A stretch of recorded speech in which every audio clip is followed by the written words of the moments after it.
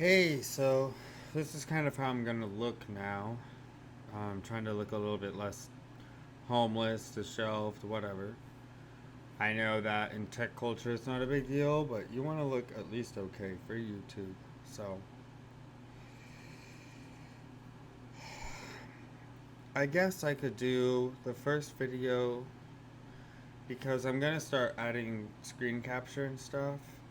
So I guess I'll just start with something small to talk about because I have to start editing my videos in Final Cut Pro and I have to learn it. I used it in high school, which was what, 11 years ago, so, or actually 12 years ago. So, it's going to be a process.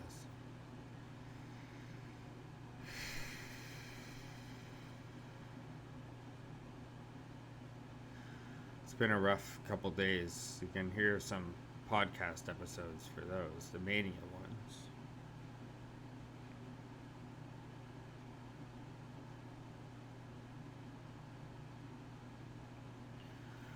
I guess I'll talk about a quick tidbit about World War One because I asked on the subreddit Ask Historians a long time ago.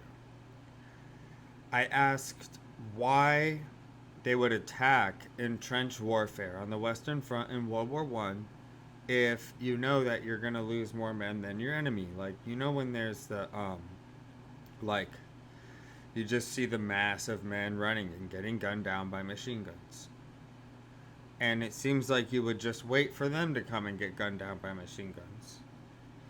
And no one even on that sub was able to answer the question. So after I watched the YouTube channel, The Great War has like a whole World War One series where they go week by week. It's crazy.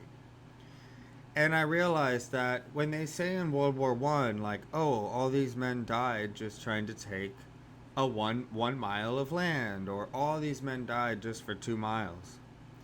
Not really, because they're fighting over salients and other strategic positions, and also, for a lot of the war, they were only one good engagement, good battle away from breaking the line. So, yeah, you get those 2 miles, but 2 more miles after that, and there's no more German lines. You're home free. You win all the way to Berlin.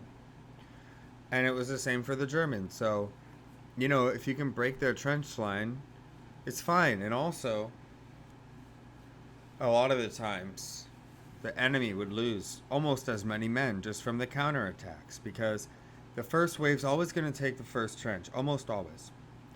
And the Germans had it set up to where they would let you take the first trench after taking casualties. They would have kill zones on the Hindenburg line that were set up to funnel the men, and then they'd be ready to counterattack with full force. So once the Entente knew that, oh wait, no, the Entente's the center side, yeah. So once the French and British knew that strategy, they would start preparing for the counterattack. And so it was kind of more of a fight than a slaughter. And most of the time, it's for very, very strategic places. Like, okay, we might lose a lot of men now, but in exchange, we're going to take that hill and have the high ground now. So over time, we'll be way better off strategically. And so the Battle of the Somme, for example, the reason why they lost so many men is because they thought they were going to be able to break the German line, and they couldn't. And from what I remember, it might have been the Somme, but there's a lot of battles where they couldn't communicate on the battlefield very easily. And so they don't know if the first line has routed or is still fighting. Like, they had a lot of methods to know, but a lot of times the second wave would be going over the top and the first wave has already been routed. But they don't know that yet, so they're kind of hoping that the first wave did well.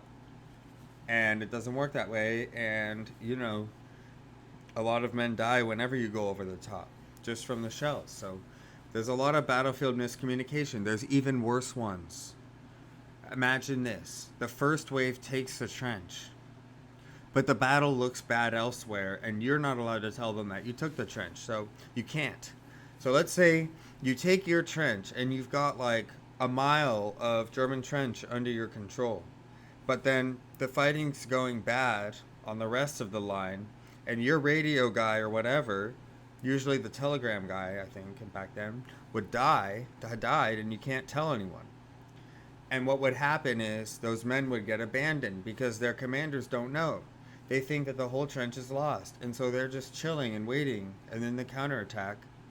Most of the time, men would surrender. So there were more surrenders than there were actual kills because, you know, that's how armies are. Like, armies will almost never fight to the last man, or even the half to last man. Like, so there were a lot of prisoners taken and exchanged in POW camps. So, you know, like that unit would realize that they have no chance now. There's nothing they can do. So they would just go to German.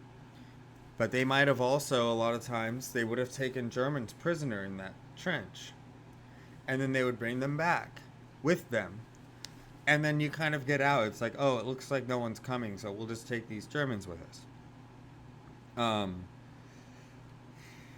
Man, there's all kinds of crazy stories. Like, they would put, one time they put the POWs in front of them so that they can watch them, right? And you have to like move them forward. And then the other side, the guy in the trench just sees a couple German guys coming at him because he can't see the guy behind, so they shoot the POW. It's like, oh shit. You know, in a long war, that kind of stuff's gonna happen all the time. But I want to say, like, they weren't stupid. They weren't just running to death for no reason. Only in the very, very beginning, before they knew how bad machine guns and artillery were now. So you have to give them a little credit to where they would come close to breaking the Hindenburg line. If you do that, it's over. The war's over. And the Germans, if they had broken, they were so close to Paris, like 90 miles. So if they had broken the Allies' line, it's almost over. And you can see that during the spring offensive, the Germans' last stand. Like, the Allies didn't have that much room to give up. So they kind of had to die for those 2 miles at, like, Verdun. Because it's a defensible position, and then it's like, well, there's nothing else defensible between here and Paris. We have to hold this. So they were very important battles, and yeah, so it's kind of more interesting when you go into the actual tactics and why the battles were launched. Just a quick little tidbit to practice Final Cut Pro, edit down this video. All right, thanks.